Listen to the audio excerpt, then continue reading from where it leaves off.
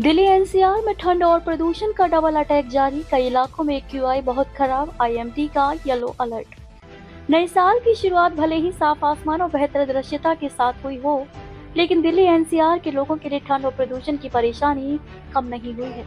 शनिवार के बाद रविवार को भी राजधानी और आसपास के इलाकों में ठंड बनी हुई है। वहीं हवा की गुणवत्ता खराब से बेहद खराब श्रेणी में दर्ज की गई। भारतीय मौसम विभाग आईएमडी के अनुसार उत्तर और मध्य भारत में शीतलहर की ओर तेज होने के आसार हैं। दिल्ली एनसीआर में रविवार को न्यूनतम तापमान 6 से 8 डिग्री सेल्सियस के बीच रह सकता है। सुबह के समय मध्यम से घना कोहरा छाने की संभावना को देखते हुए मौसम विभाग ने येलो अलर्ट जारी किया है।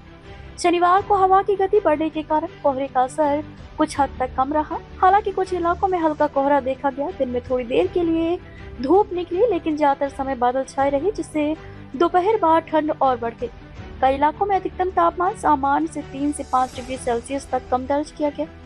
शनिवार को दिल्ली का अधिकतम तापमान 17.3 डिग्री सेल्सियस रहा, जो सामान्य से 2 डिग्री कम है, जबकि न्यूनतम तापमान 8.1 डिग्री सेल्सियस दर्ज किया गया।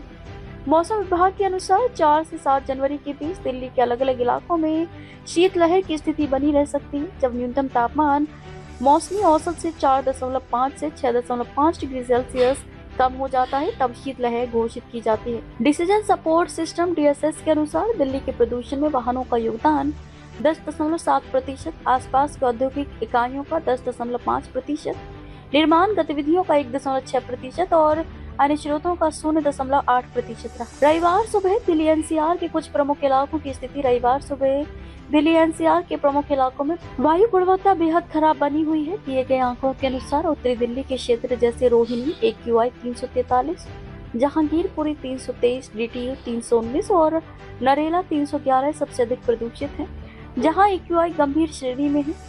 इससे सांस की तकलीफ, आंखों में जलन और हृदय संबंधी समस्याएं बढ़ सकती हैं, खासकर बच्चों, बुजुर्गों और पहले से बीमार लोगों के लिए।